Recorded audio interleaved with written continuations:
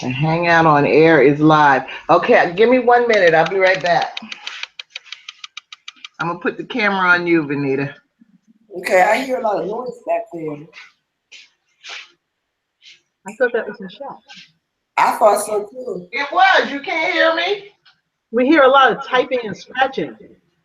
No, that's garlic on the stove cooking. That's some noisy garlic. Yeah, it's got a lot of butter.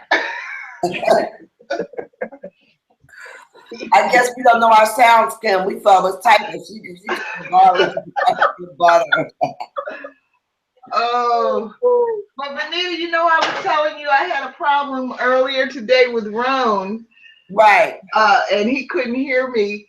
But I think it was my system because, you know, sometimes I run the computer through the sound system that I have on the TV. Yes. So it's a better system. And then I forget where the sound is coming from. Is it coming from the computer? Is it coming And I think I went through all that with him and it was my fault.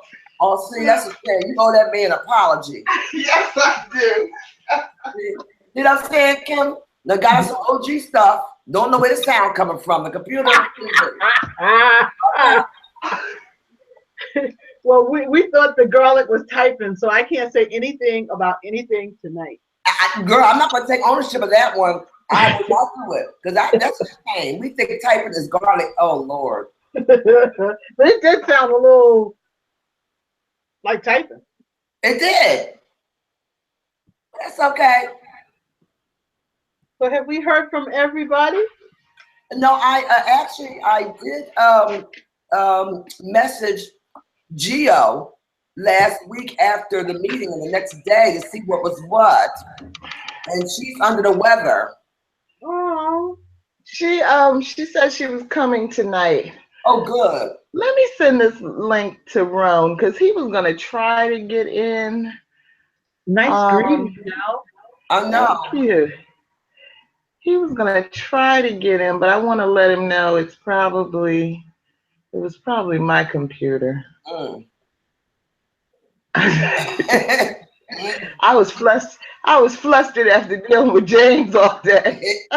Now I hope James ain't listening. James, we're talking about you. He wore me out. See, I don't even know what I'm looking for here. What am I looking for? Oh, the link to get into the Hangout.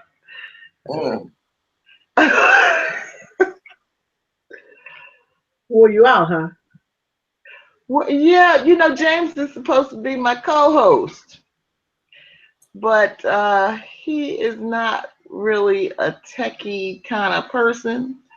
So you know the process that you have to go through in the beginning to get your computer set up, make sure you have Google Chrome installed and Google Apps enabled and install the voice chat feature. Mm-hmm. That's what we were working on. And it's really not, you know, it's really not a difficult process if you're a tech person. But if you're not a tech person, oh Lord.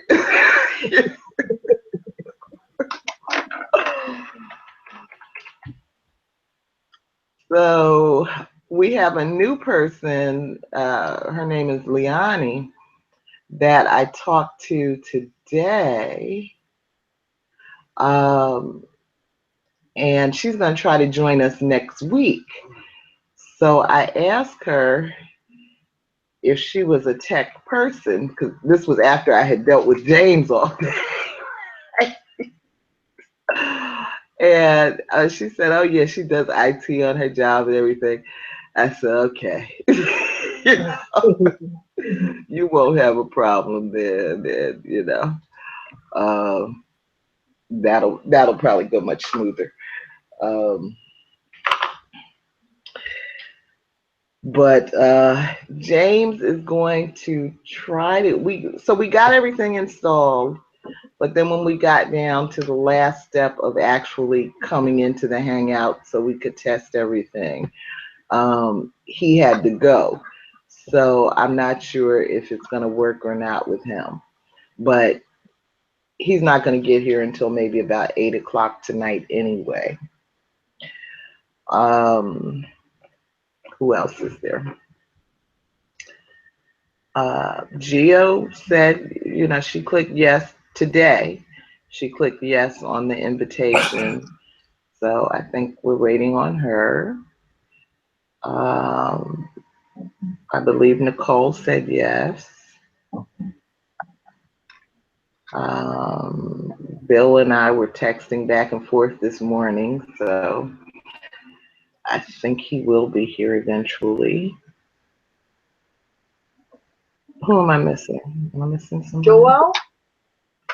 Joelle? I don't know. I mean, I'm guessing that if Georgette comes, she will remind him and, he'll make it. But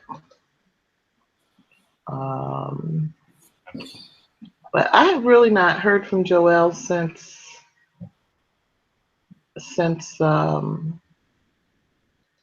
we ended the last session. So, I don't know what's going on. So how's everybody doing? Fabulous. Tired, but fabulous. Long day. Everybody had a long day? Yes. Yeah. Very productive though. Very productive day. I wish I could say that. Well, it sounds like your garlic was working. Yeah, it's I'm gonna mute my camera and microphone for another minute and grab a couple of bites. Go right ahead. Because I really have not eaten very much today because of what I was involved with. So let me get a couple of bites. I'll be right back. If you do that, I'm going to take a sip of cheap wine. Okay. I wish you share some with me. Y'all too much tonight. No, you don't want none of this. Oh no. Where's Nicole? She said that I guess Michelle said that she thought she was coming. Okay. I just cleaned off my desk. It looks so nice. You so crazy, Kim. That's why I'm talking. Come on, you didn't notice that. It looks nice. Yeah, it's not often I have 2 minutes to clean it off. Yeah. It looks like I'm impotent. Stop it, Kim. Don't make me holler. Oh man. Oh God. But those debates were scary. Well, I mean, everyone should be very afraid. At least I am. But there's nothing you can do except, pack your bag, parable of the sower. Get those acorns. Get those acorns. They're right. I saw a squirrel outside in my trees, and it came to mind right then. I'm like, you know what? I'm at to start trying to figure out what's edible in the forest. I was thinking about that book today too. With Grace with Jazzy J's presence. Hey, how's everybody? How you doing? Oh, I'm doing fine. How you doing? I'm doing good. How's South Carolina doing with all that water down there? Hey, I ran from the hurricane last week, Mm-hmm. and I suffered some damage, some roofing damage, but everything is okay. I went to North Carolina to my mother's house, Mm-hmm. and hell, the storm hit North Carolina worse than it is down there. I was out. Hell, I went back home because she was out of electricity. Oh wow. Yeah. So it was you live down here, on the coast, you're kind of used to running from hurricanes. So You know, that's how it went. Well, poor Haiti. Yes. Oh yeah, they can't catch a break. They never catch a break. Mm-mm. Mm-mm. Yeah. Well, where's Michelle at? I see Georgette's icon, but I don't see her. You see her icon? I don't see Georgette icon. Well, that's Oh Michelle's no. icon. That's Michelle. Oh, okay. All right. Yeah, I don't know where Georgette's at. Okay. I guess they're How's everybody doing? How's everybody's summer? hot and humid. Oh, okay. It was good. How was yours? Oh, it was good. It was fine. You It do was any fine. traveling? Yeah, I went a few places. Uh, so I went to Florida a couple of times. I went to Virginia. Um, um, I think that's about it. I went 2 or 3 different places. You know, short trips within a couple hundred miles. You know, Charlotte and stuff like that. You know, Uh, but you know, back to North Carolina. I went 4 or 5 different places, but mainly Virginia, Florida a couple of times, down in Jacksonville and stuff like that. But it was good. All was good. Hey, there's Michelle. Joel Jones. Hey, how's it going? I thought you might have put us down. No, no. Last week I ran from a hurricane. I was getting ready to run, and then like I was telling the ladies, uh, went up to North Carolina, ran into weather, as my grandmother would say, and then came back, suffered a little damage, you know, to my home, you know, about 500 to $1,000, but you know, getting that worked on tomorrow, That's not and bad. yeah, it's not too bad, Mm-mm. but you know, I was worried about around my home down there. We have these big, we got these big ass trees. I mean, I'm like, I'm not gonna be that guy that be laying here with his Nikes on and dead as hell. So, Ooh. so I got it. Wow. On my property, I had like 12 trees when I first bought the home. Now I have 3. So, and Well, Wow. oh yeah, there are two. There are two trees are too destructive. So you know you have to get rid of them. You Hmm. know, they're just too destructive. And the way that trees are on the coast, they don't really have to go far. You know, the roots don't go very far. The root Okay. ball, they because the water table is so high, and the roots kind of like run a couple of feet on top of the ground, and the wind can really take it down. So Mm-hmm. Georgette. Wow. Well, I'm glad yeah, to see you. Georgette. I'm glad to be here. Sorry I missed you guys last week. It looked like Yeah, you had a great time. well, we missed you. Sure did. Yeah. How you feeling? Uh, I'm holding it together. That's all I'm going to say. mhm. I understand. I understand. Well, I'm so glad to see you all. So I don't know where Nicole is, but I guess we should go on and get started. I am expecting her. Actually, for Joelle and Georgette's benefit, um, last week I guess you saw we had Bill join us around 8 o'clock. I think he came in earlier than that, but we're trying to do as a regular feature this session, having Bill come in at between 8 and 9 to do poetry. Um, and don't feel compelled to stay, but certainly if you want to stay, you're welcome to. And I think we're possibly getting ready to have some new people in the group. Oh, that's good. I've gotten, well, this guy James, a friend of mine, James Walker is supposed to be my co-host this session, but we've kind of been having a hard time getting him set up, going through the process of getting your Google all set up and everything. And he's not really a tech person, so I don't know if that's going to work out or not. Oh, well, I hope it does. Will you tell these folks how patient I am, please? Well, if Michelle runs out of patience, that means it's like really bad. Okay. It's really bad.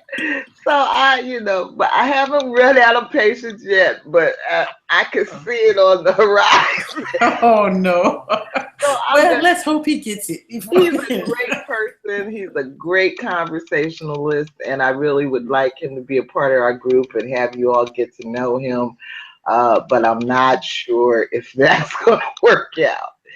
Then I heard today from a guy named Rhone Fraser, who may join us at some point this evening. He's also a good person. We were in another group together. It wasn't on a Hangout, so hopefully he can work that out. And then there are two women that reached out on Facebook somewhere recently to say they wanted to join. One of them didn't follow through on whatever I asked her to do, but the other one did. Okay. And I talked to her today, and she is planning, her name's Leonie Smith. She is planning to join us next week. So we are getting a little bit tight, and I think if all of those people come, I think we would be good, but I think it's probably a good idea to come as early as you can. Make sure you have your space. Okay. Nicole, hey, hello. I'm so sorry.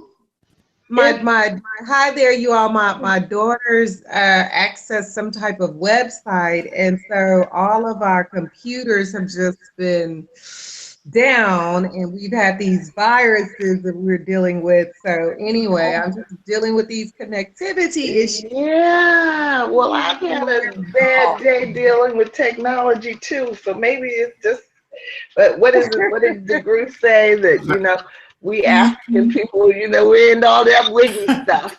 No, that's not true. I was thinking about what she said, and I was like, oh no, that's just so not me. I really like to be on time. When she talks about time is very flexible, and I'm like, no, I don't like to be PC. You are CP time. I like to be early. But I'm here. Glad to see you all. All right. Yes. Let's go on and get started. And welcome everyone to the Global Black Feminist Reading Circle, Session 7. We are meeting this session. We started on October 4th and go through November 15th every Tuesday, 6:30 p.m. right here on YouTube Live. You can learn more about us on Facebook or Google+. And my name is Michelle Odom. I am either the host or the co-host of the group. I guess we'll find out eventually. And I am located in New York City. And Georgette. Okay, my name is Georgette Moses, and I'm participating from Columbia, South Carolina. Glad to see you all here. Welcome. Joelle. My name is Joel Jones. I am participating from Charleston, South Carolina. Glad to be here. Glad to see you back. I haven't heard from you all summer. Thought you put us down. We're going to have some more testosterone in here, though, Joel, so I hope you act right. Hey, I won't be quiet. Hey, you know, hey, if Trump get in, hey, we can just cut the food. Men, we can just cut the food. Oh, Lord. Anything goes. Come on, Hillary. Oh Lord. Yeah. Kim, the poet. Did y'all know Kim is a poet? Yes, yes. Didn't Kim, you read some of your work for us before, didn't you? That's I right. think so. Mhm. Yeah, way, way back. Yeah. So I am Kim Brandon, and I am in New York City, and I want to say hello to everybody. Hello. Hello, I'm glad we're all everybody. here. Yeah. Yes. Yeah. It was a long break we had, wasn't it? Yeah. Mhm. We were all last week. We were all like trying to get back in the rhythm, Nicole. Trying to get Right. up. Yeah, Yes. And absolutely. Venita.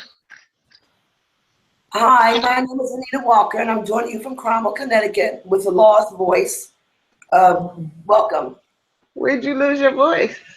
I don't know. I just have had sore throats off and on for a couple of weeks now, and today it's just like really bad. Oh no. It's the weather. Okay. Well, at least you're here. That's what I'm saying. And Mhm. Nicole. Hi, I'm Nicole Wilson, joining from Houston, Texas. Okay. Hey. Welcome, welcome, welcome. And last week we said we were going to also ask the traditional Maasai warrior greeting, which is Kasirian and Jera, if I'm saying it right. How are the children? Anybody have a word on the children? The children are fine. Children are fine. All right, you know, I went on Friday night to see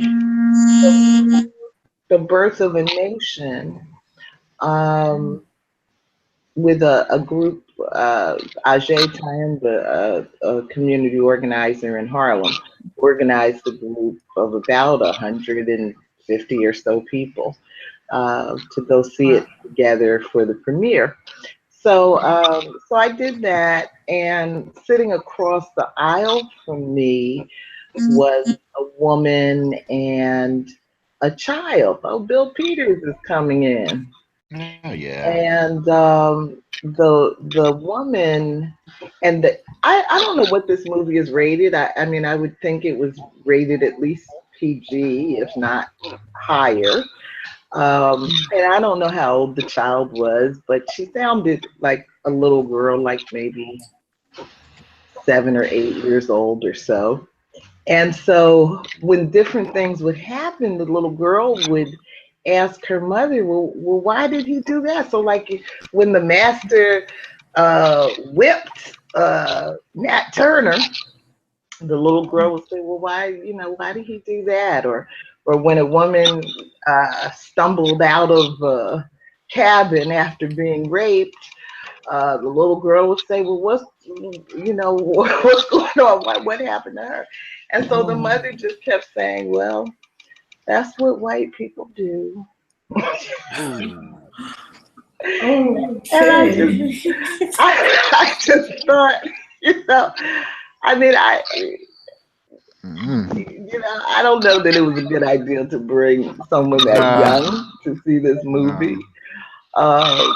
But I just had such mixed feelings about it. On the one hand, um, I was glad that this was a mother that was trying to instill a knowledge of history in her child at a young age.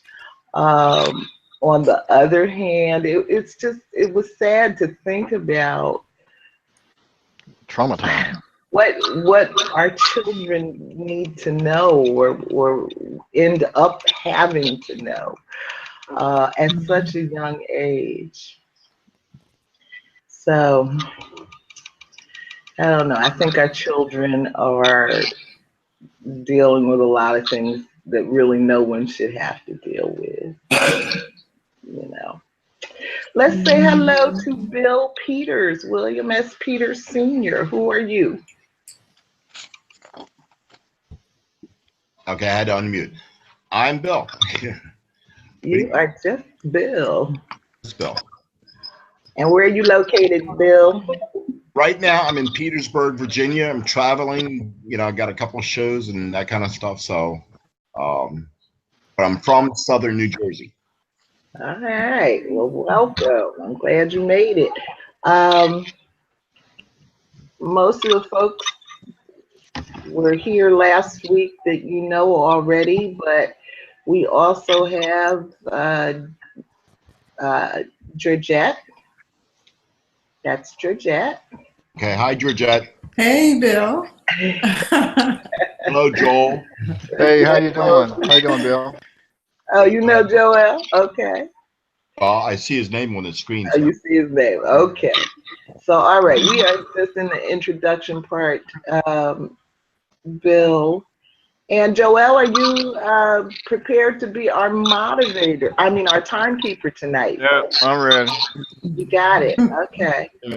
Everybody set for 1 minute and a half. 1 minute and a half. Oh, no. You know, there's nothing that I can say in a minute and a half. All right. 3 minutes. 3 minutes. Thank you. And also, did everybody? There's some feedback coming from someplace. Where is it? Did everybody get a chance to look at the schedule? No. Nope. Okay. So, well, let me do it this way because we held up on doing it last week since all of us were not here. But let's look. This is a short book. There are just 1, 2, 3, 4, 5 chapters left in this book after tonight. And I read the book over our long break, along with a lot of other stuff. And I'm trying to do what Randy did, which was to assign things based on your personality. So that's what I did with the schedule. And right now I have Joelle set up to be our moderator next week on chapter 2. Are you able to do that, Joelle? Yeah. Mm-hmm. Okay, great. That's a chapter called Whole to 3/5, and it's a lot. A lot of history is in that chapter. That's why I thought you'd be good for that. Thank you. Kim, can you do October 25th, chapter 3, Crimes Against Humanity? Yes. Okay. Georgette, can you do November 1st, chapter 4? It sounds good so far. Okay. But Venita, can you do November 8th? I'm expecting the baby to come. We discussed that, so I'm not sure until this end of this week. Okay, that's what are you and your husband been doing? Oh, that was quick. That's like a rabbit. When you left here, you wasn't pregnant. What the hell? No, actually, my daughter-in-law is expecting my second grandchild. Oh, congratulations. Yeah, around that time. Another little boy. So she's expecting around that time. So I'm not sure what will happen, but I'll have to have my grandson, Avery, while she goes and do her thing. Okay, so that's November 8th, chapter 5. And if you're not going to be with us that day, then we'll do what we decided we would do if a person wasn't here, which is to just go through the chapter that day. Is that November the 8th? Yeah. I really Oh, pretty sure that's election day. You know that, right? Oh, that is election day. Is that going to be an issue for anybody? Y'all work the polls or anything? I'm going to be running people to the polls. Yeah, me too. Oh. You are? About that. Okay. Mm-hmm. So then why don't we just, take the following week would be ending on November 22nd. Is that Thanksgiving? No. No. When is Thanksgiving? The 24th. So that's 2 days late. Next 2 days later. Yeah, that's 2 days later. Is that a problem? I don't think that's a problem for me. No, not for me. That's Okay. So then we'll change November 8th to November 15th. And I would have the final chapter, correct? Yeah. So that Okay. would be the 22nd. Nicole, is that okay for you? Might be a problem. Perhaps I could take the November 8th. Yeah, my son's turning 18 and he's gonna fly into Houston. So I think we're gonna have something. Okay. So If it's okay with Michelle, I don't mind switching. I'd like the healing chapter. you'd Okay. like to do the healing chapter? Yeah, if that's okay with you. So Kim will do the healing chapter, which is, let me get it right. That's going to be November 22nd, Kim. Okay. And then the 15th would be chapter 5. Could I So take do you that? think, can you do that, Nicole? Yes, chapter 5. Okay. What happened? I had chapter 3. Can you do chapter 3, Venita? No. Kim, that's October 25th. I think that might be too soon for me. No. I was supposed to do like the chapter 5, right? Uh-huh. Yeah, but we're switching around because now Nicole is going to do chapter 5. Okay, And I'm not sure if I'm going to be able to commit to the chapter 3. I have to look at my schedule. all right, well, let's move on. Okay, I'll let you know. Okay. So that is that. What else do we have?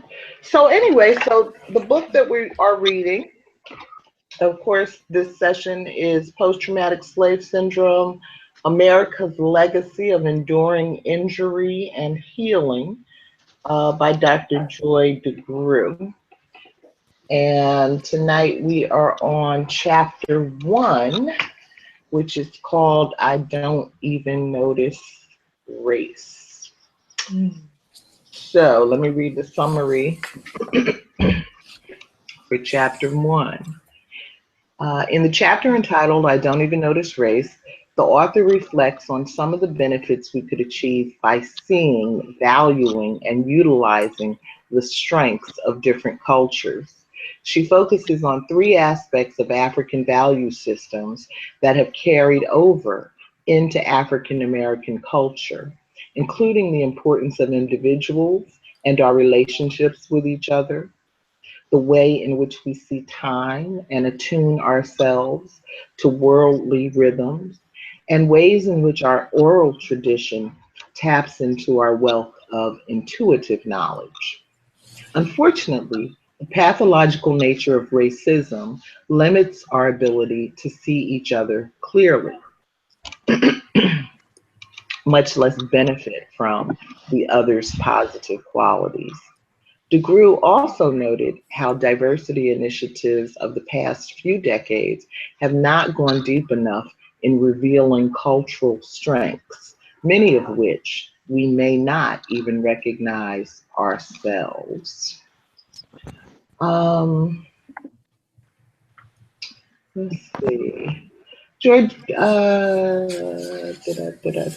Joelle, why don't you read? So of course, you know, as is my custom, I have too many questions.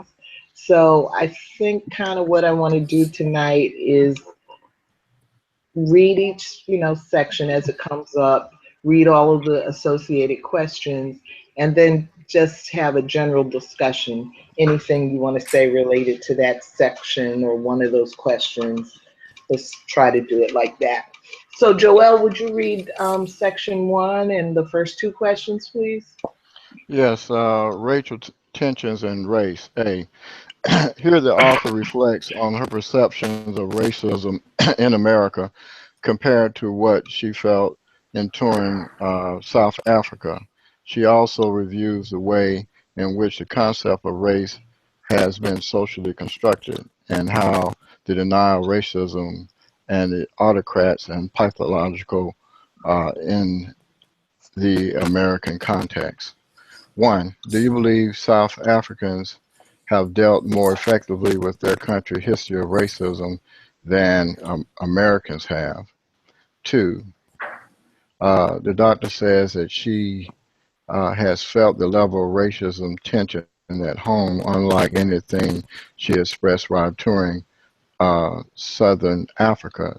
Do you ever experience racism tension, and do you believe it is more sustainative than a feeling? Consider microaggressions.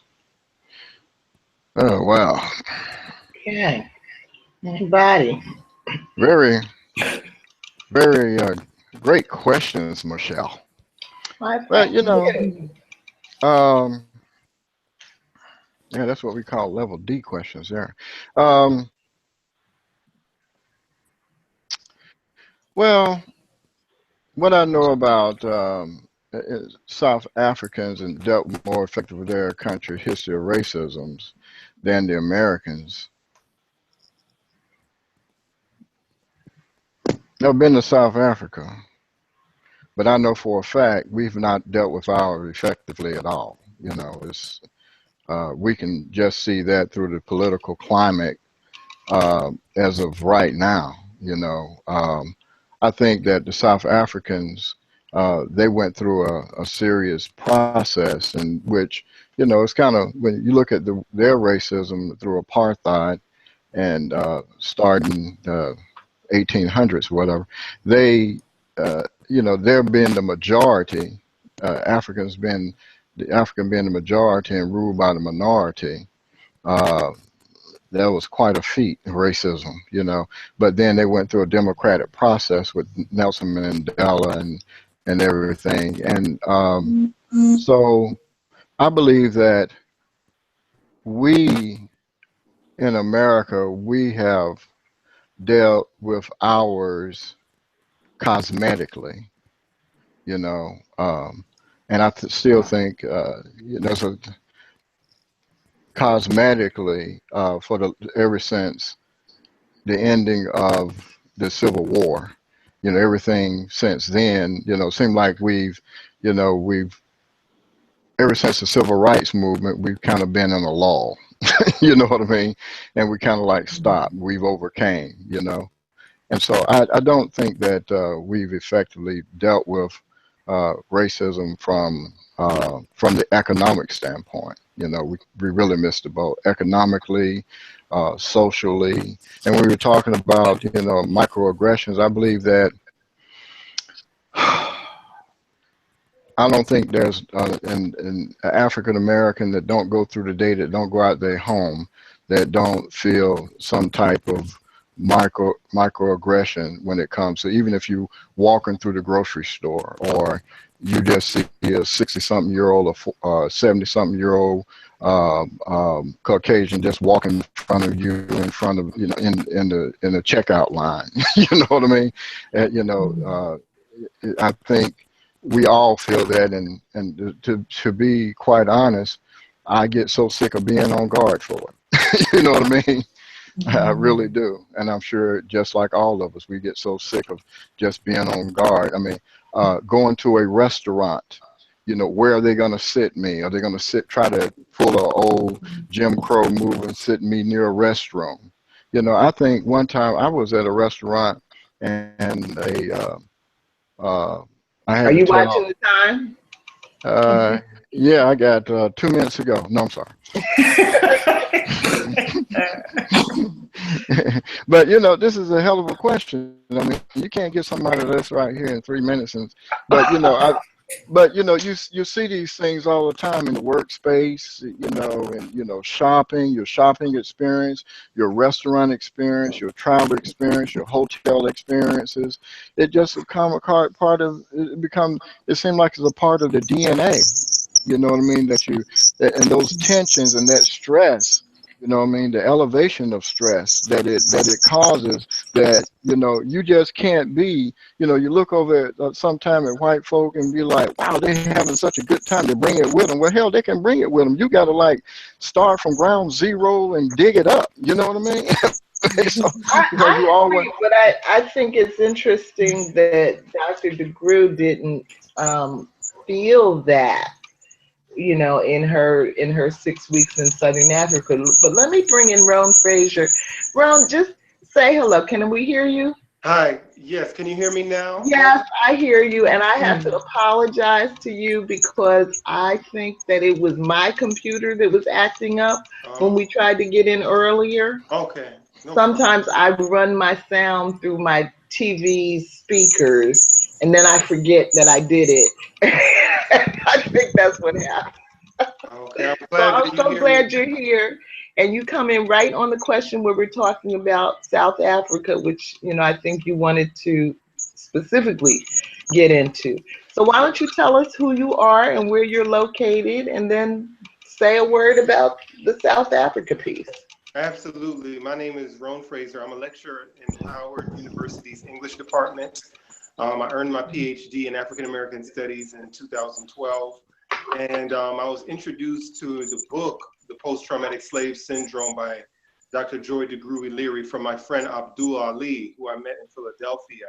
And we did another book discussion on Malcolm X. But what Dr. Leary, and I've also taught, because in the past month, from the beginning of the semester on August 22nd at Howard, we began with Daniel Black's novel, The Coming.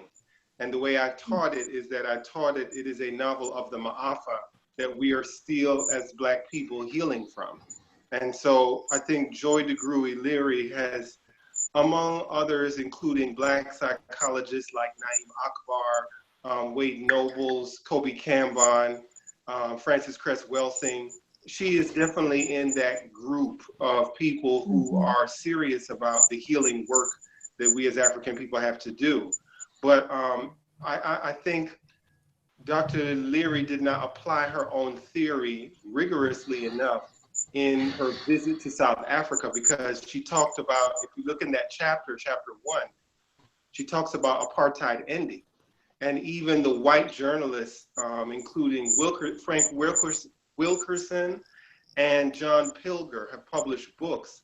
It's some Black journalists, Black South African journalists too, that have published how apartheid still continues up to this day, and how the elites, the English elites who were ruling since P.W. Botha, before and after, are continuing the same thing that is being practiced in America against Black people, using a Black leader like Thabo Mbeki to basically continue oppressive neocolonial policies. So I thought that Leary should have investigated more the trauma that the oligarchy in South Africa continues to apply in terms of owning the land and having substandard conditions, all of the water being owned by the European elites. I thought that she should have applied her own theory more rigorously, because she says something to the effect of how apartheid ended. And it really hasn't. It let me know that she didn't really know about the neo-colonial history since Mandela became president. People think that since Mandela became president, all the problems went away. And when you look closely and read the work of journalists in South Africa, they'll tell you the same economic policies before Mandela still exist to this day after Mandela. And it just sharpened my mind to let me know we have work to do in terms of really being sensitive to how the austerity policies of the banks that support the closing of public schools and the opening of prisons is not only in the US, but in South Africa, in Jamaica, where my parents are from, and throughout the West. And we have a lot of work in terms of applying her very important theory about how the abusive, physically abusive nature between Black people and white people continue in the form of post-traumatic slave syndrome. So I just thought it was great, but it was just the tip of the iceberg. She had more work to do, I think, with the historians and the journalists on the ground in terms of seeing where trauma happens. So that's my short answer to your question. Thank you. Thank you. We do, we try to limit ourselves to about 3 minutes. If we want to go, and normally Joel is working as our timekeeper, and so he'll let us know when we get to 3 minutes. And if we want to keep going, just say I need another couple minutes, and it's fine. I do want to say though on that question that I don't know enough about the situation to have anything meaningful to say. But I had that same thought as I was reading through that passage in the book, that, I have this sort of vague notion that I have read things or seen things or heard things, that life is not, all peaches and cream there at this point. And so I don't know, but I think it was in the 90s that she took this trip. And so I don't know if we had yet the consciousness that, I don't know, not Mandela may have been in office, I don't know the consciousness that we have in 2016 we had in the late 90s, even though this book was written in, like 2006 or 7 or something. So, but that part did strike me. So I'm glad that you were able to bring that, Rhone. I don't know. Anybody else want to say a word about the South Africa piece? Yeah, I wanted to, besides the fact that I felt that I have been thoroughly enjoying the text, but I did think that she was spewing a lot of essentialisms here. And Nicole, just so we can help everybody get to know each other, just give us your name and, when you start talking. Oh, okay.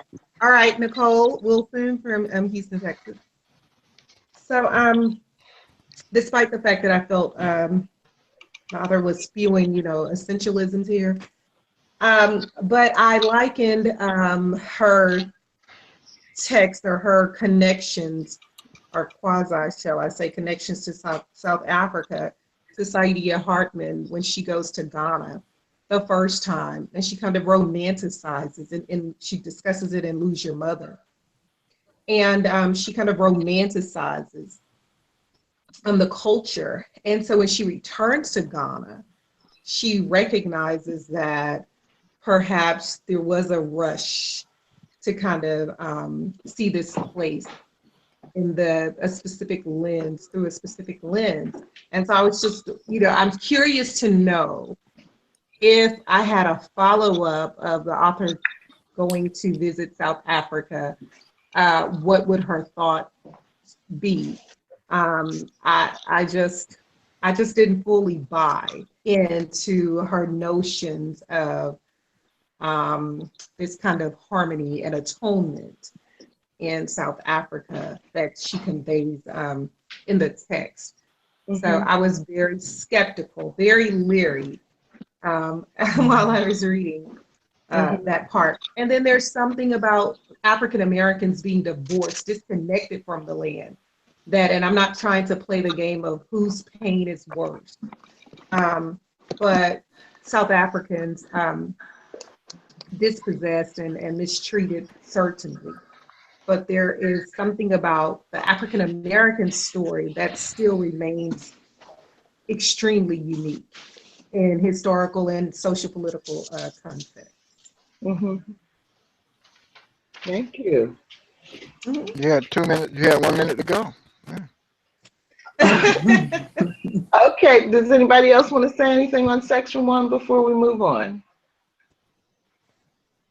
All right. Let's move on.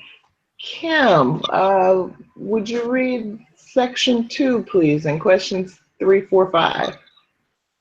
Sure. Noticing race is important. The American failure to notice race keeps this society sick with racism.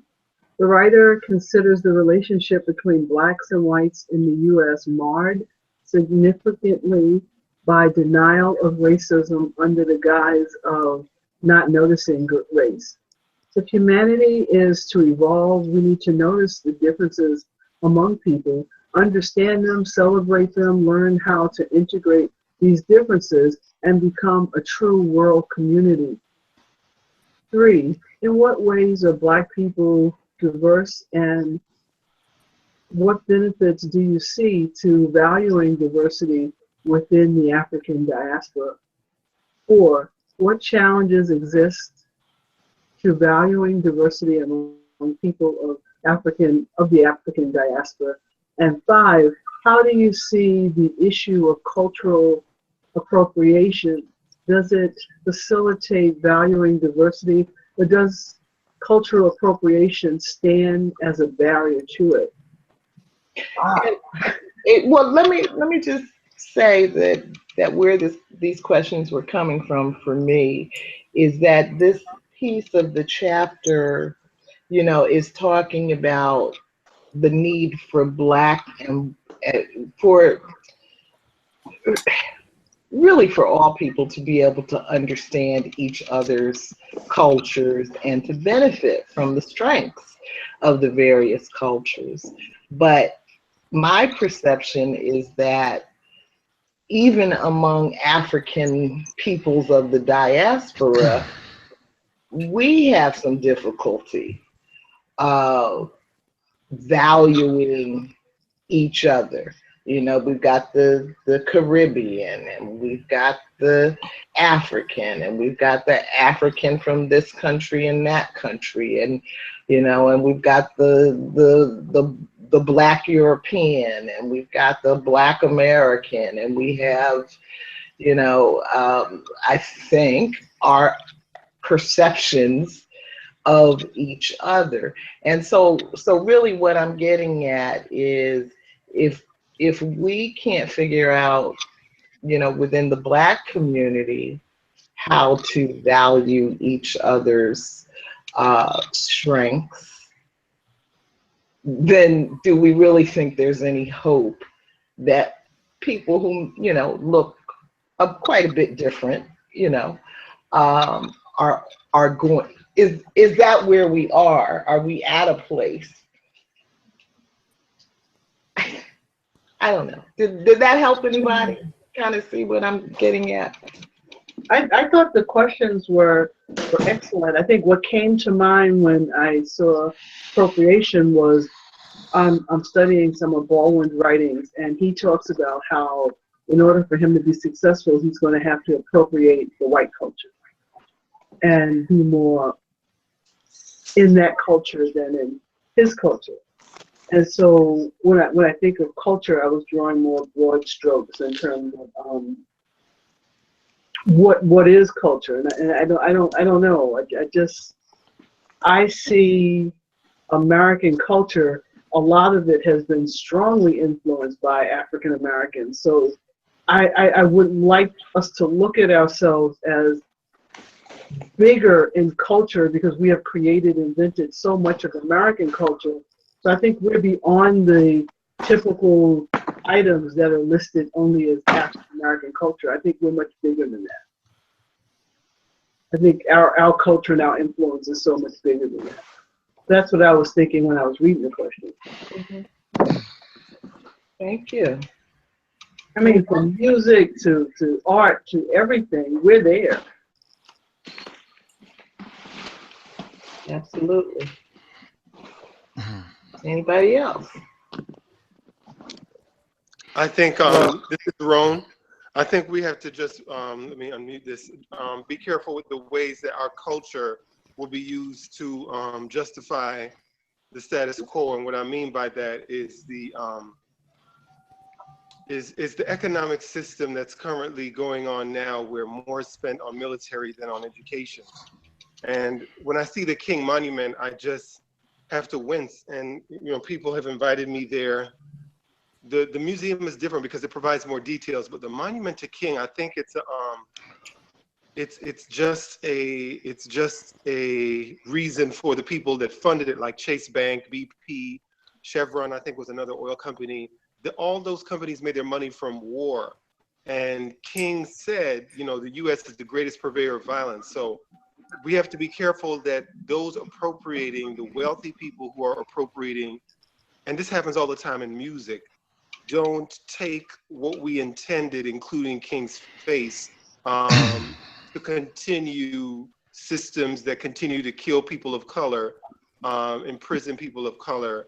And so just be careful with the ways by which people are getting their money. Toni Morrison's latest novel has a deep line in it when she's talking about the male character Booker's grandfather, no, Booker, and the narrator says he disregarded, ignored the ways by which his grandfather inherited his wealth. And she's making a deep spiritual generational point about how the blood, sweat, and tears that was ill-gotten also continues to play out in the descendants' lives.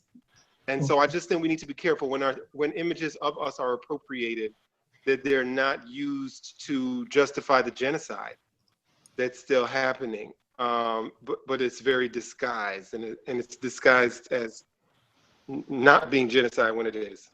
Mm-hmm. Thank you. Anybody else? Section 2.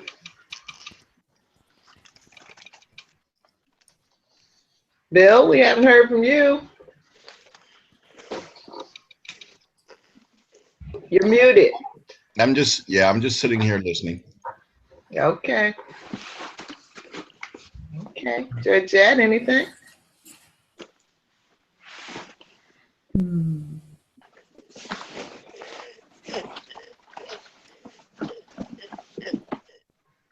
Is Georgette frozen? No, I was just thinking. Oh. I think I have to, and what I'm thinking about is what younger generations think about cultural appropriation. Mm-hmm. Do they accept it as, oh, this is just part of the transition of our lifestyle and just enjoying the fruits of inclusiveness, or as opposed to what possibly older people consider it as, well, you know, I can remember back when so-and-so did that, you know, and they didn't give him any credit, and he's still fighting for recognition while all these people are making money off of it. So until you can have the rest of the generations understand the value of the different cultures and who's making money off of them and who should actually be, you know, profiting from them and enjoying them, you're going to continue to see this because they'll see it as the norm. And I hope that's not a generalization, but I'm thinking about the young people that I come in contact with and what I see on television and what I hear from around the neighborhood and where I go. You know, do they understand what this means and the loss that it is? If you don't understand where these things came from, then you can't value them. And so if they don't value them, then there you go. Mm-hmm. Thank you. Well, on questions 3 and 4, in what ways are Black people diverse, and what challenges exist to valuing diversity among African people? I guess, you know, in my experience, some of the most hateful, self-hating, prejudicial kinds of comments that I've heard about people of the diaspora have come from people in the diaspora, the African diaspora, Black people. And, you know, and I feel like since this is a book about healing, and healing ourselves, really before we get to the task of healing our relationship with other people, you know, that it would be good to at least give some thought to, you know, how we treat each other, you know, how Black people treat each other in the diaspora. So I don't know, maybe I'm the only one that has heard that, Nicole. but I don't know. Have you heard something, Nicole? I definitely understand where you're coming from. Okay. I thought I was out here by myself. No, I'm trying to share the space here. I think I overdid it last week, so I really want to share space. But I've often asked myself, is it possible to be one of my favorite lit critics? She has this, Wendy Walters, and her text, At Home in Diaspora. And so I've always, I constantly go back to this question: is it possible? Is it even plausible to be at home in diaspora? And for many reasons, I think that's why we have that kind of pitting one against the other, as you mentioned, in the diaspora. But what I wanted to contribute, though, and a component of what I see happening there, are the class challenges. Just those standard, if you will, class-based issues, ranging from fear of, somebody else who is Black, who has not necessarily suffered the same atrocities that Black Americans have suffered, taking opportunities from Black Americans. For example, in my program, the other Black students are actually from the continent. They're continental Africans. And so they don't have a history of enslavement in their family line. And it's extremely interesting, and they are multilingual as a result of geography and of course the colonial context there.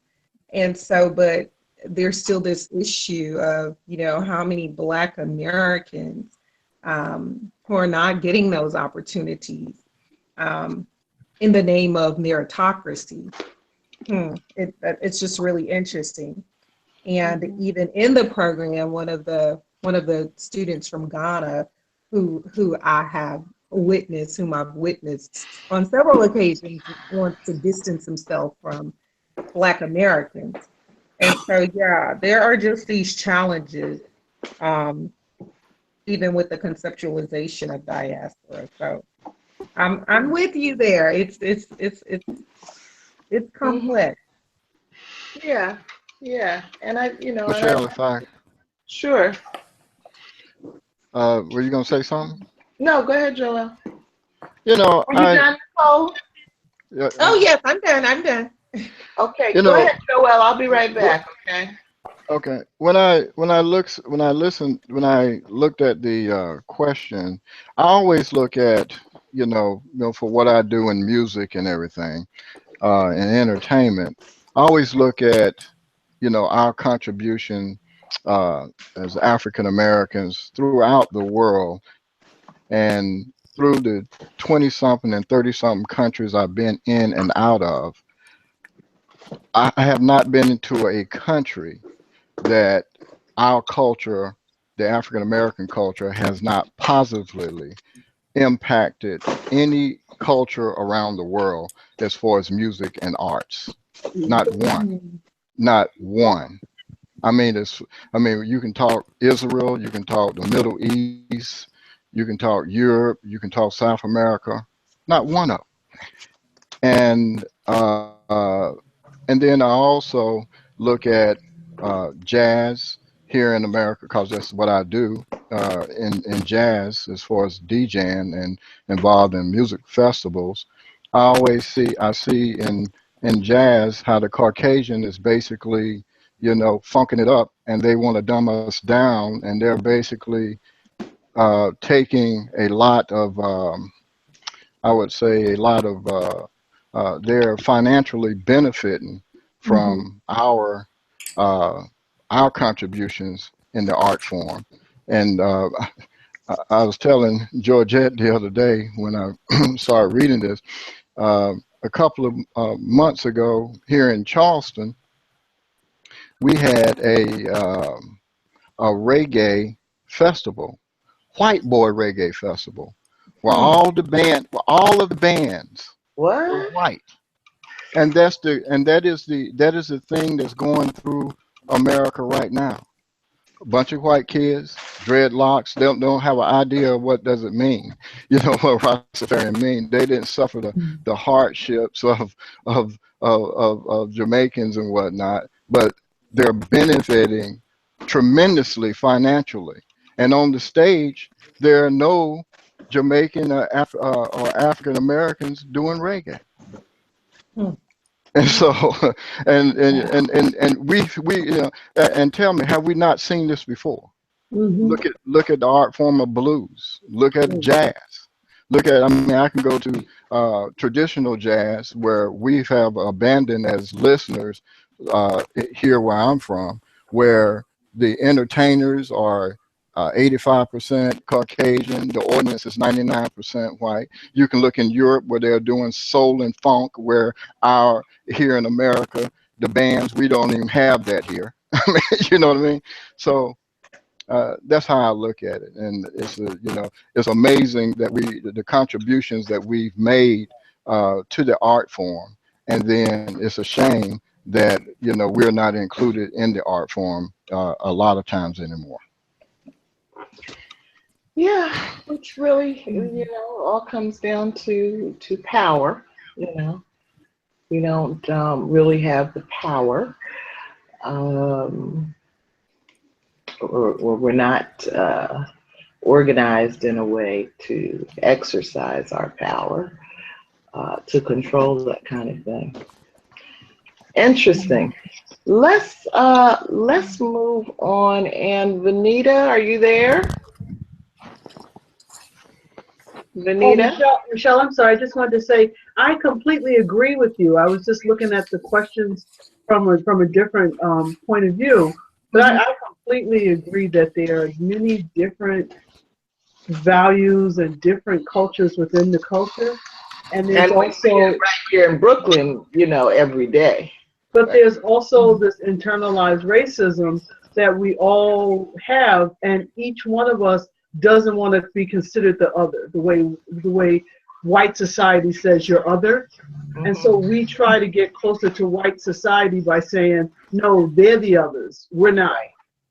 And so I do agree with that, but I just believe so much that it all depended on what slave ship you got on. So we're just all the same. So I just wanted to clear that up. I fully agree with what you're saying. Thank you for adding that. That's exactly what I wanted to bring out. Can I also add one more thing? Sure. Also, I went to a film screening about George Jackson. I'm looking at his book on my collection now. I think George Jackson also, even though this culture of co-optation is happening all around us, he said it's important for us to build a culture, a revolutionary culture, and that's very clear on what the definition of revolution is, where the people who run society before the revolution don't run it after.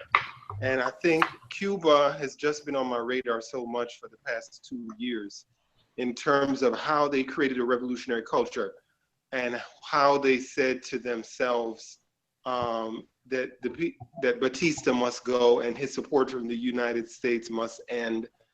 I think Cuba has so much to teach the world on what stopping this appropriation really means, but we have to be on one accord.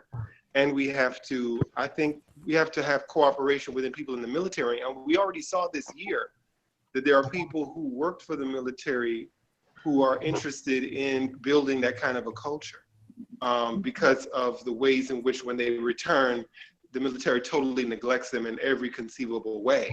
So it's just a matter of building that culture of the vision for a new society and agreeing on what kind of, we know it's not going to have racism, it's not going to have classism, it's not going to discriminate based on somebody's income, based on somebody's inherited wealth. You know, what else, what's the vision for this new society? And it's not difficult, it's just being very clear on what it looks like and how this society is not that at all. Yeah, and I'm very worried about Cuba, you know, now that it has started to normalize relations with the U.S. And, you know, and whether or not that means that the spirit of revolutionary culture is on the wane in that country. You know, because they've been without a lot of the material benefits that we take for granted for a long time. And, you know, it is that feeling of, you know, just like we see here, you know, when you have poor people who you know, we turn on the TV and we see riches all around us and we want it. You know, we want the $500 pair of sneakers. You know, we're at a $7 an hour job, because there is something about knowing that stuff is out there that I think makes it very difficult to live without it. So I hope they stand strong, but Me too. you know, the U.S. is very seductive. So. Yeah. Let me ask you a question. What do you mean you're worried about Cuba? In what aspect? Well, you know, as Rhone was saying, they have this revolutionary culture. You know, they said they were going to create a certain kind of society. They, you know, fought off the United States in order to be able to do it, and they have maintained this independence with, you know, Soviet support, of course, but they have maintained this independence for all of these decades since the 60s. And you know, but it's come at a cost, but it also gave them the space to do some healing kinds of things, like 100% literacy, you know, like an outstanding healthcare system. They were able to take some time to kind of heal themselves, something African Americans have never had, and to have some space and some privacy to do that. And so when you open yourself back up to the corrupt influence of the United States, then, you know, what does that mean? Yeah. I'm getting back to the revolutionary culture. I mean, just talking at each moment about why those who did fight, because a lot of what made their revolution successful is they're constantly talking about the people who sacrificed and why they sacrificed. Nat Turner movie just came out. It's the message of it is being diluted by the attacks against the character of Nate Parker, even though, of course, I have to qualify by what I'm saying is that, of course, I'm against rape of any woman, and of course, I am for establishing consent. And a lot of the talk about his character is that he is arrogant and that he raped a woman and got away with it. That's the narrative that people are trying to use to undermine the message of the film.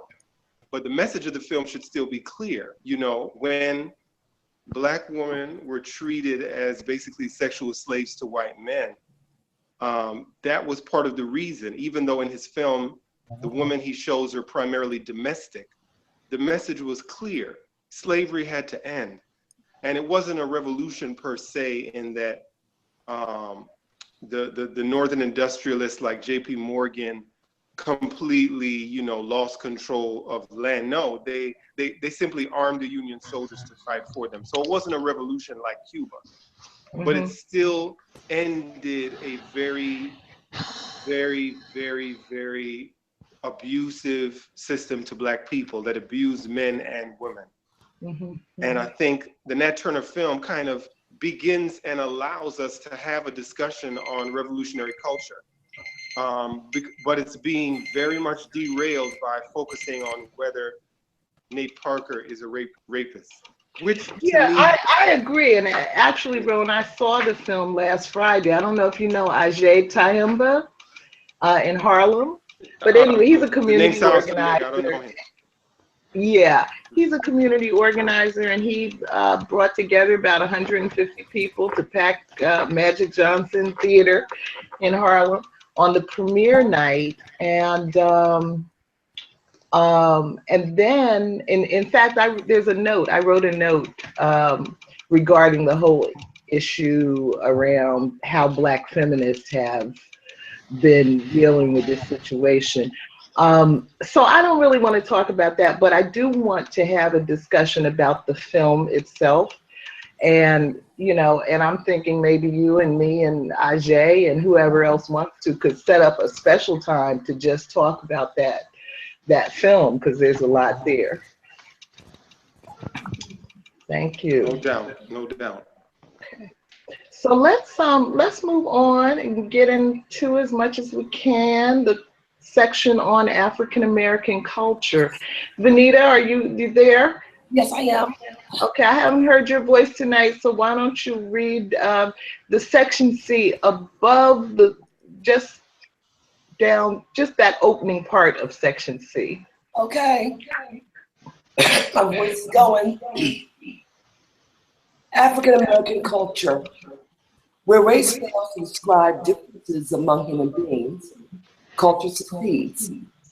With value systems as the bedrock of a particular culture, customs, wars, and rules are devised which determine one's success in relating to that community. DeGruy explores three aspects of African value systems, one which African American culture is based.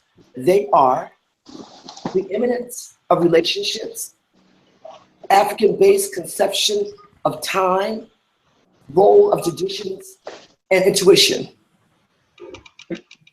Treating relationships as preeminent, atoning ourselves to temporal rhythms, emphasizing learning through subjective barometers and symbolic imagery.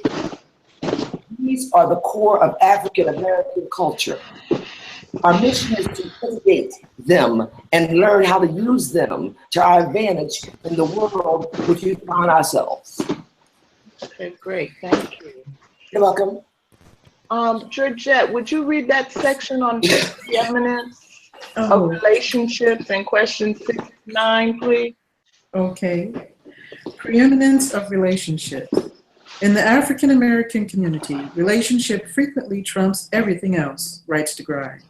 It is virtually important to understand the role that relationships play in African American culture in order to differentiate between harmful, dysfunctional, adaptive behaviors and positive, functional ones. African peoples consider all things in the universe dynamically related. They see the world as a balance of internal and external loci of control, a universe of interconnected spiritual and temporal networks with which people ideally strive to synchronize themselves. Question 6. Are you able to work closely and productively with people you despise? Please share an example of when you have done so and how things turned out. Question 7. What did you think about DeGruy's approach to motivating students? Have you ever failed to perform because you felt the teacher didn't like you? Share. Question 8. Many Americans, including African Americans, depend on the government for assistance in meeting basic needs. Given the value Africans place on relationships and the extended family, do you believe public assistance is more beneficial or more destructive of African-based family values? And question 9, how does American culture convey the message that Black lives do not matter? And what does the expression Black Lives Matter suggest to you about African American culture today? Whoa, Michelle, you're on your job tonight. Jump in wherever you feel like it. Oh my goodness. Oh my goodness. Well, I'm gonna have to say, I'm gonna start with question 6. When I read DeGruy's example of the two African American, you know, how she contrasted the white guys who had been working together, you know, they hung out together, but they hated each other. I'm like, how can they do this? But you know it's true because you've seen it. And then the two black guys, well, hey, we can't do that because we're more, and I hate to say this because it sounds stereotypical, but it's true. We're more emotional and we're more, and she really, describe some things that I had intuited, but hadn't put words to. And this is why we are able to be manipulated, I think, but are also at the same time so great and so creative. And when we get into something, we throw our whole selves in it if we really want to do it. And when we don't, hey, I'm just here, 9 to 5, and see it. Okay, I'm really checked out when I'm in. Right. So, and I have worked with people that, first of all, I try not to hate anybody. And okay, I try. They make it hard. So I'm like, because I'm trying to figure out what is wrong with you. We're here to do a job. Let's just do the job and leave all that personal stuff, at home. I don't really know you. I don't care to know you. If you have an issue with me, let's talk it out. Said it, was squash it, and then let's move on, okay? But that was very, very uncomfortable. It was entirely, and I couldn't wait to leave. And I'm a quitter. I'll leave a job in a minute. That's what it's okay. Because it's not. Is it worth it? Because things affect us, I think, as people of color on such a deeper level than it appears to affect these other folks who, they just keep going until you find out they shot themselves or killed the whole family. And like, what was wrong with Joe? Okay. Because he was working with this guy he hated for 20 years who got promoted over here. So, right. That's just a very interesting aspect of a difference between, I guess, is it because we're people of color? Is it cultural? Or is it environmental? So that's something to explore. Right. Or is it cultural? That's what she's saying, is cultural. Yeah. What relationships mean to us. What connections mean to us. Yes, indeed. Yeah, I found that whole passage on African American culture, which is the main substance really of the chapter, very interesting. Hey, Michelle. Mm-hmm. This is therapy, right? Yeah. It helps out my PTSD. Good. But now that. But I'm trying to help your PTSS. Yeah, okay. But I left my jazz festival, right? Mm-hmm. I left it. I didn't. I resigned because. Oh no, I didn't know that. Yeah. After 8 years, y'all know how. And this particular part really struck me because I was that person that I was those two white guys. Because I did 22 years in the military, and we had to do that at work and after work, because you know what I mean? That's how we had to roll if you wanted to be in the military. There was that culture. But I was faced in the jazz festival, I was faced with that same scenario. So much that, you knew my passion with music and the whole 9 yards, but I was dreaming about, on weapons, right? I was dreaming about killing somebody. So, oh Lord, that's a clue. You need to leave. You need to leave. Yeah. I mean, y'all laughing, but so I left. Good. And good. yeah, Good. I left. I had to resign. I resigned. And we're all of that. We really feel that, and it was affecting me emotionally. It was affecting my physical health. I couldn't, taking the crap that I thought I was taking. I have a son that I have to.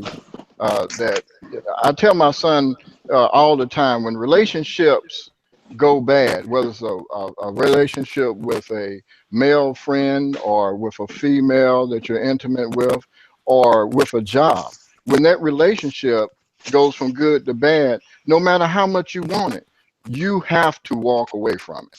And so I had to do, and I got to commend Georgette. Georgette helped me through that.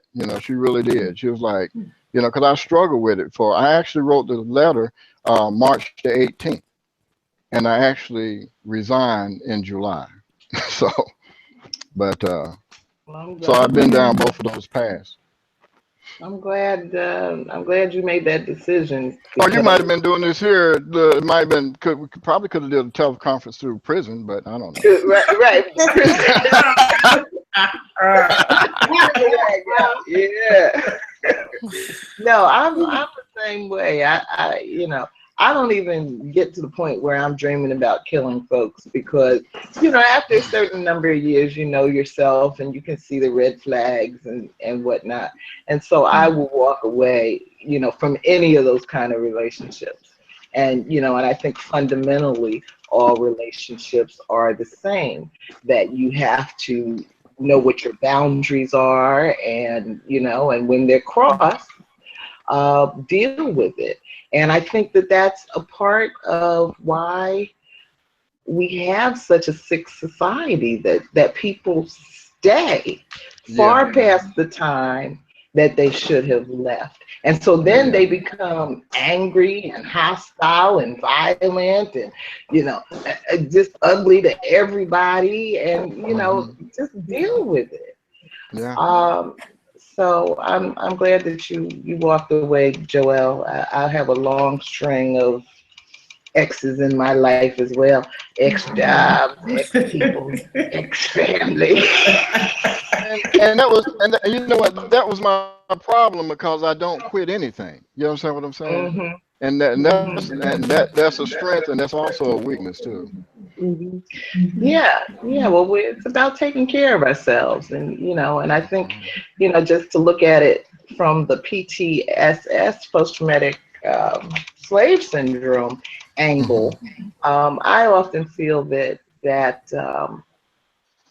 we don't have freedom in this country and in this world because we don't really even have a good concept of what freedom looks like. And that's especially for Black people who have this history of being unfree. We were not allowed to just walk away from a bad situation.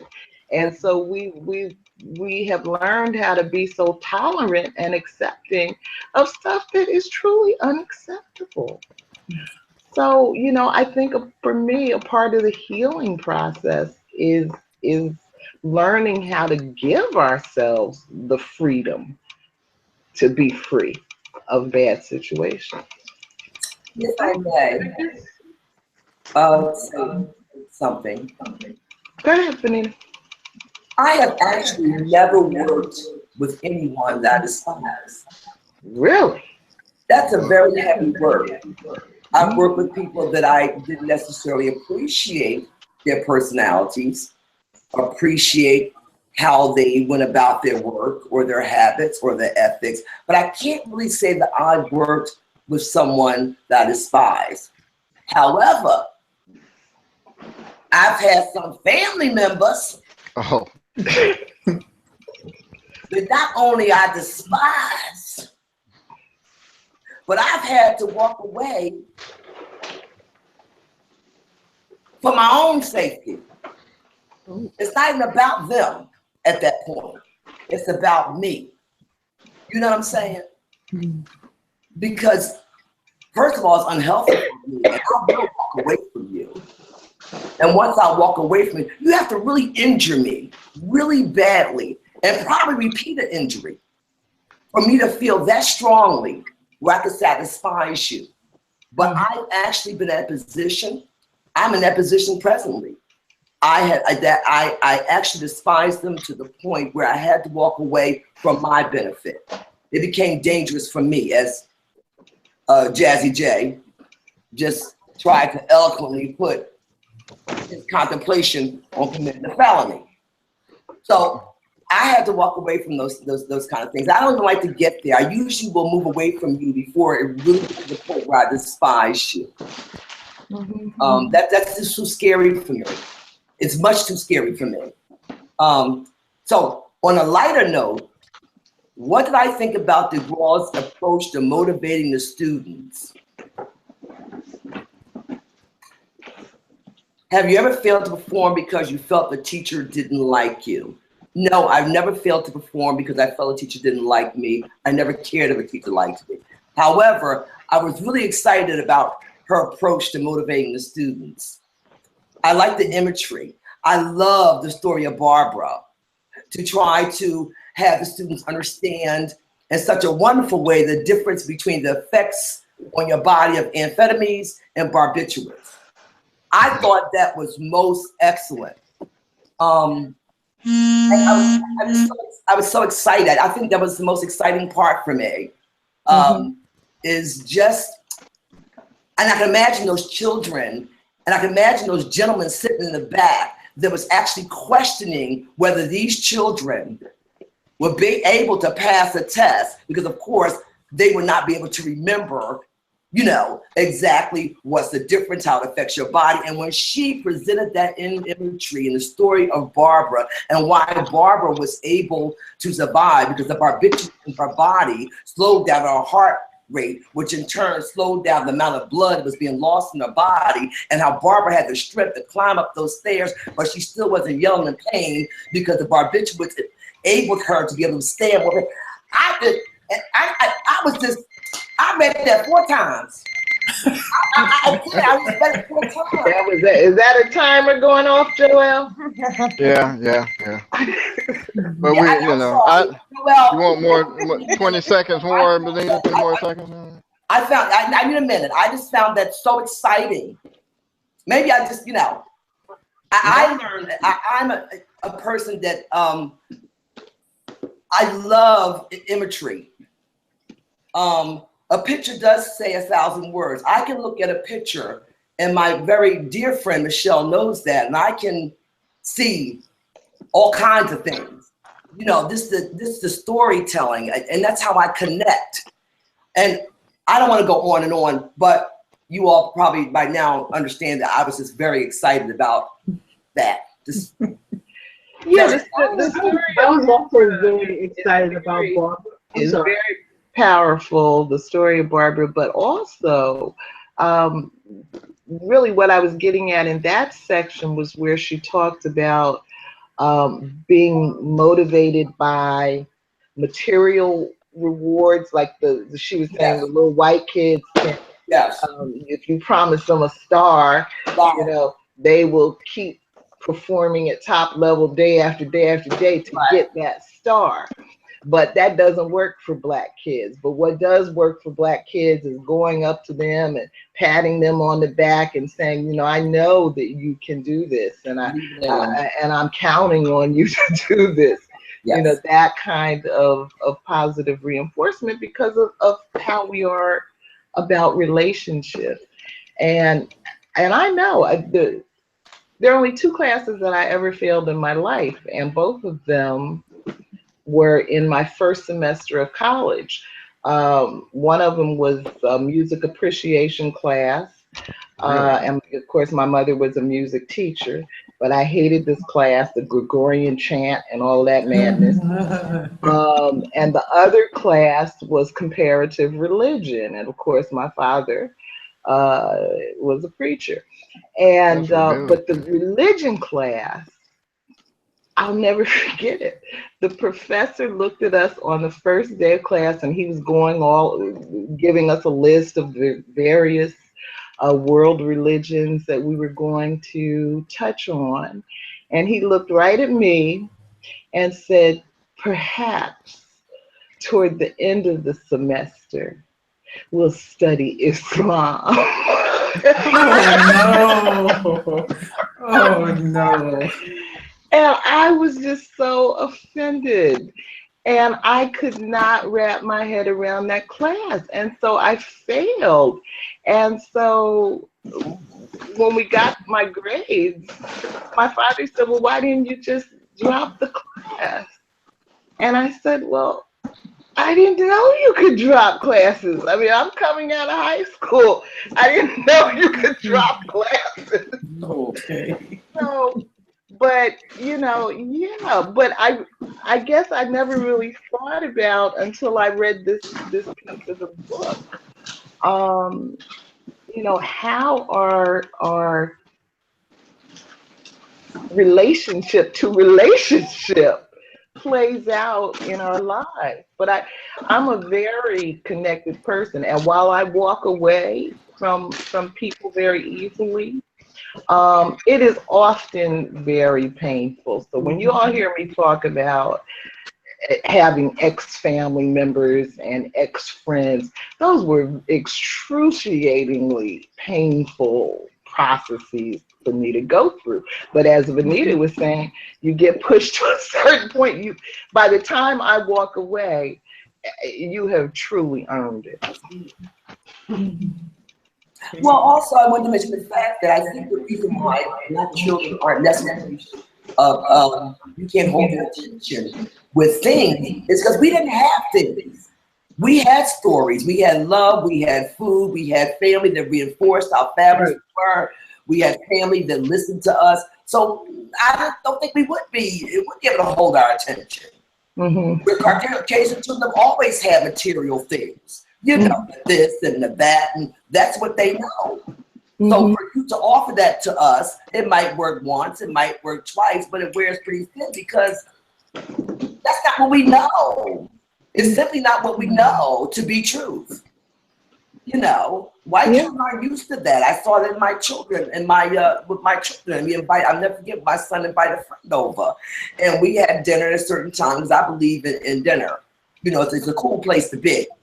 And he looked at me, and I felt so sad for him. He looked at Clint and says, "My family, we don't have dinner together like this." But this little boy lived in a very big home in my town. His parents were both, one was a rocket scientist, as a matter of fact, and the other one was a professional. They lived and when he looked at me, I didn't even know what to say. I guess he just caught me off guard because you look at this little boy and by all accounts you would think, but no, he said, "Thank you so much, Mrs. Walker, for inviting me to dinner." And he was like 9 years old. And I was like, wow.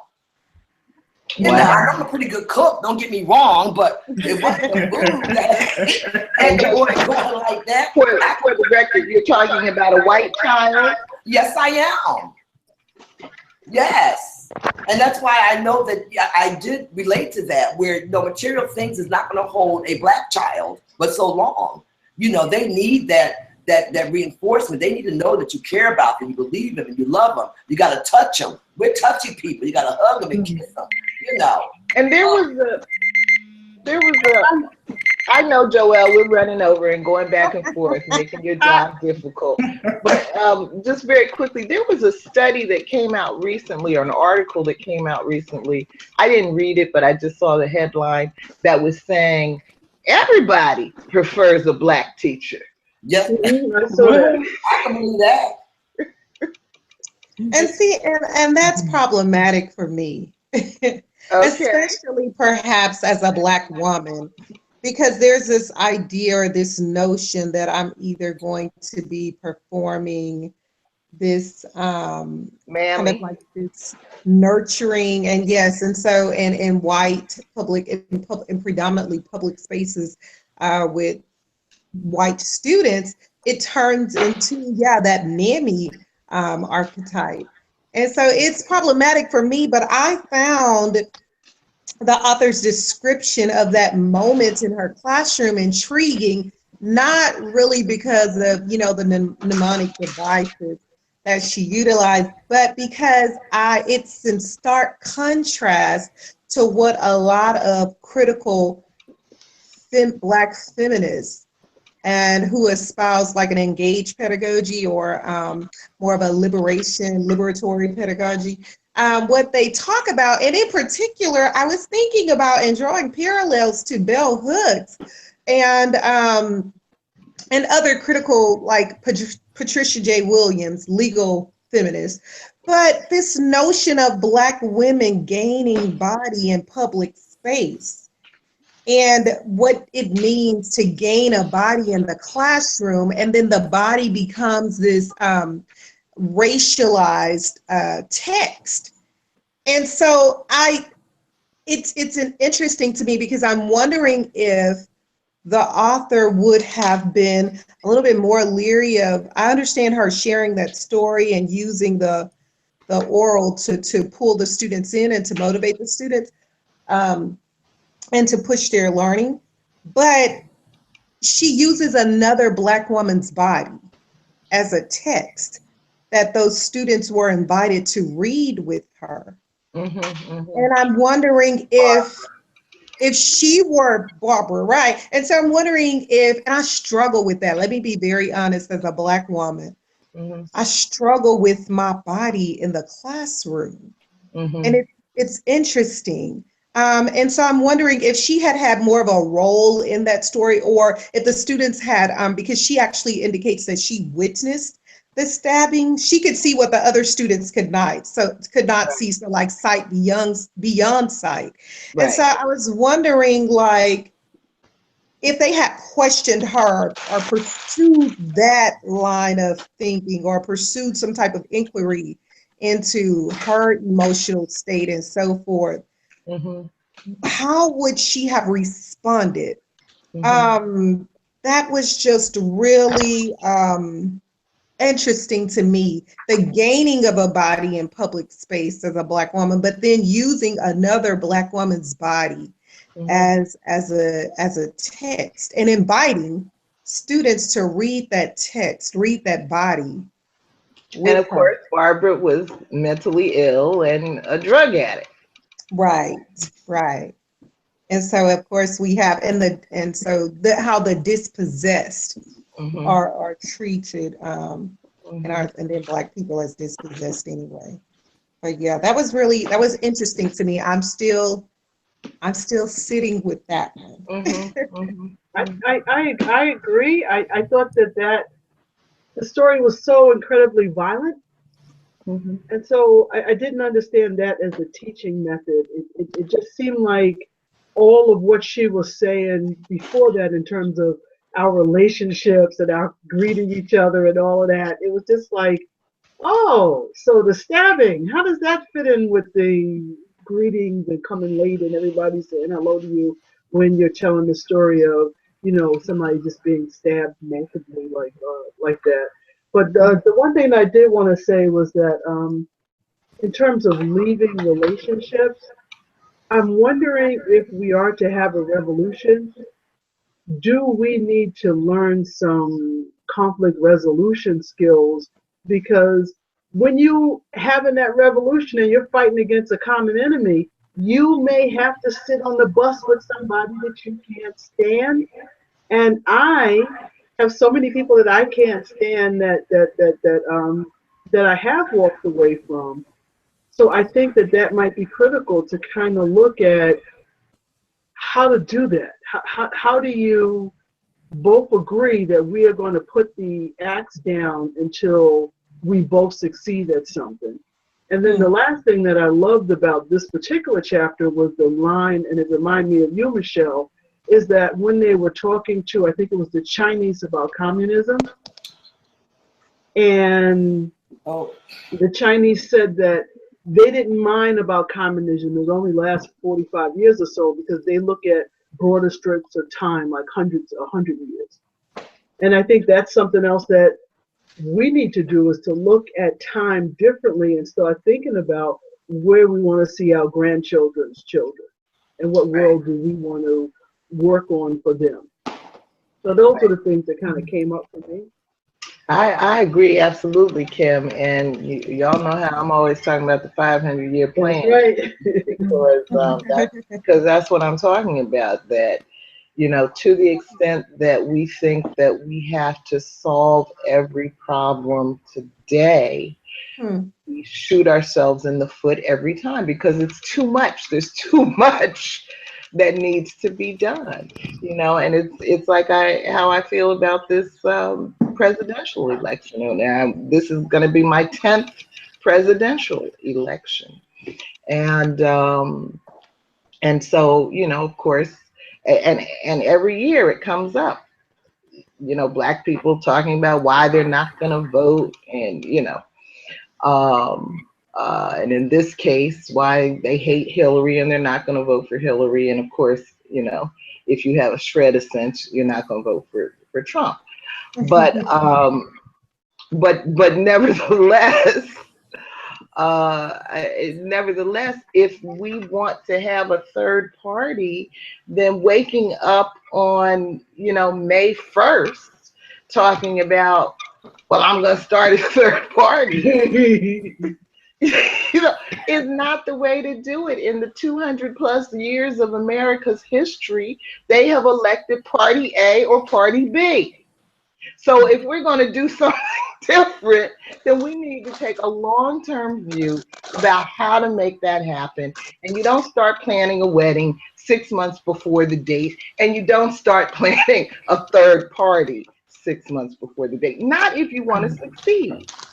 And so to me, the conversation is about what needs to happen if success is on our agenda. And Kim, in terms of what you were saying about conflict resolution, I mean, one of the real problems that I see is that so many of us, and we're talking about healing here, so many of us have succumbed to the drug culture, to alcoholism, to these really kinds of things that really take you out of your right mind. Mm-hmm. And so it's one thing to be in a conflict resolution process with somebody in their right mind. And it's another thing to try to work through conflicts with somebody that's someplace else. And then you take off as well the equal impact of legal drugs. We are drugged for everything. You go to the doctor, you have a headache. Next thing you know, they've got you on psychotropic drugs for the next 50 years. So we're not in our right minds. And so when you start to talk about resolve, first we got to figure out how to dry out. But it's hard to even conceptualize a so-called right mind if we acknowledge that we are a traumatized people. So at this point, not much makes sense when we are trying to coexist and then thrive and live and achieve and prosper and so raise families and so forth, even though we are a traumatized people. So it's really difficult for me to think about anything else beyond reparations. Mm-hmm. I don't know how we begin. The process is incredibly difficult when we start to discuss what trauma means for the Black psyche, bodies, mental capacity, just in all.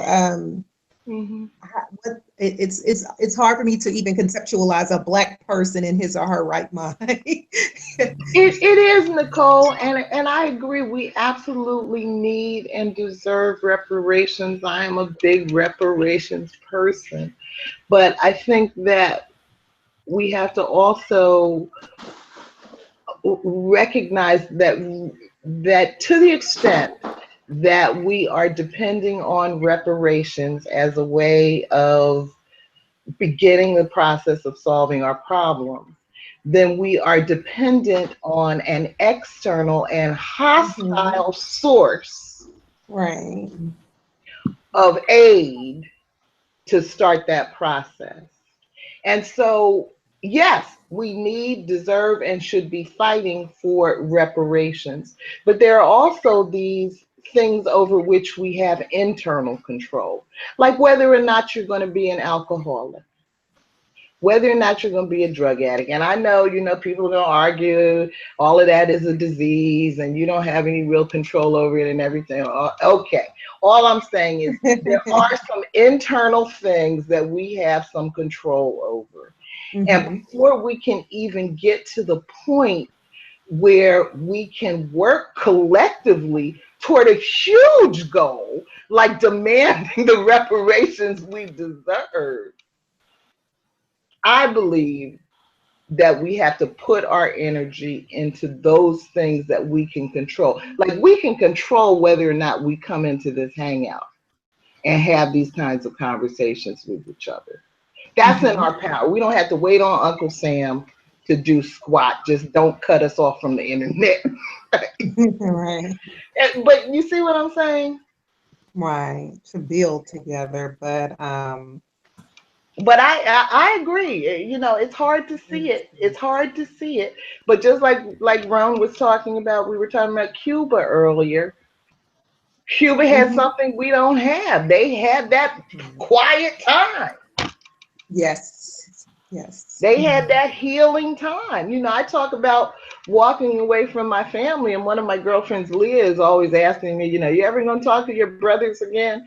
And I'm always like, well, you know, if I heal, but you know, as long as I'm feeling traumatized when I hear their name, no. Right. But you know, now I've had a little space. I've had a little private time. I'm feeling a little better. The day may come, you know, when I'm ready to do it. But think about what African Americans have been through. We haven't had that as a people. Yeah. It's just been one damn thing after the next. Yeah. And so, yeah, we're traumatized continuously. Well, that's what I was just saying about walking away from folks. I can heal myself, but are other people healing? So if I step back in that picture after I have going through the process of trying to heal myself, I'm finding that other people aren't healed. So the injury is inflicted again. And it's, you know, it's a vicious cycle. Every time I try to heal, every time I try to, even at some point, empathize, although I've been injured, I say, well, okay, let me go back and try this again. But if other folks are not making that attempt, that's why I guess at some point I've gotten to the point where I say when I am done, I am done. Because I've had that unfortunate experience of trying to heal and going back. And then another injury is inflicted again. You know, so I try to understand how to navigate and it's a fact for me personally. Yeah, no, I understand, but you know, I think that's why I think it's important that you not go back too soon until you know that you're really healed. And for me, a part of what being really healed means is that I'm not going to put myself in the position of being as vulnerable as I was the first time. So you ain't gonna hurt me a second time like you did the first. You know what I mean? Well, yeah, anyway, let's do a time check because it's 8:23, and it seems that we have lost Bill. He was in and out, and now he seems to be mostly out. So I guess he is not going to do the poetry thing with us tonight. Did anybody else have a poem that they want to share? I have a poem. I have 200 of them, so I. Well, why don't you bring down our stress level for a minute, Kim, and go ahead. The camera's on you. I'll be right back. Okay, wait. No, just give me 1 second to bring it up. And I guess I just wanted to say that when I talked about conflict resolution, I was talking about the gray areas of relationships. I wasn't talking about those extreme relationships that we all know are just toxic and they're not going to be in the war party with you. Mm-hmm. So that was my intent or my goal. Where you at? I couldn't even hear you, Kim, because everyone froze up the whole time almost you were talking. So I couldn't even hear what you're saying. Oh, really? Well, never mind. Okay. I'm having a hard time opening Word with this open. Here we are.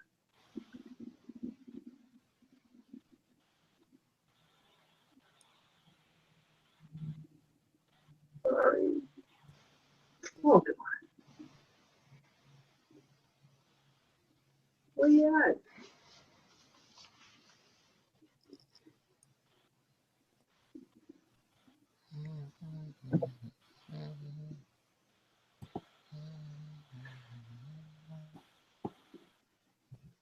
Okay, here it is.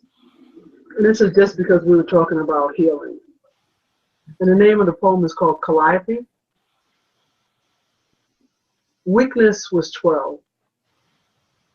Her arms tired from want. She carried too much, spinning around non-stop to guard the boundaries of her world. Half asleep, they had gotten in, caught her off duty. She was maimed in the house of the poem, a stanza repeating over and over again. They had gotten in, caught her off duty.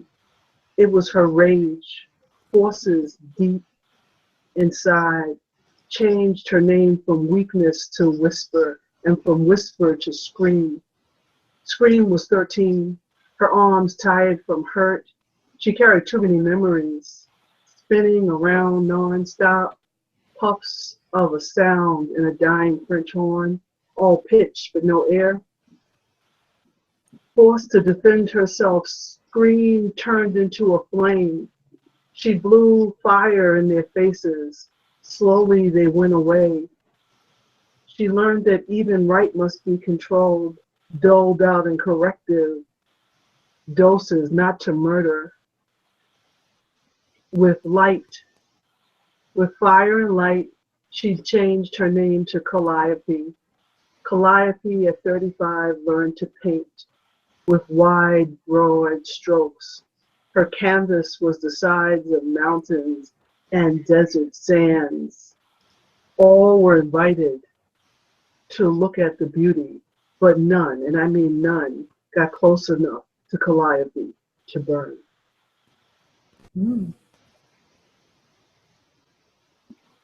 That was Wow. Very nice. thank you. Scary, right? No, it's just a powerful imagery. Changed her name, found her voice. Yeah, yeah. Yeah, that is a very nice note Thank you, Kim. of which to Yes, say thank good night. you.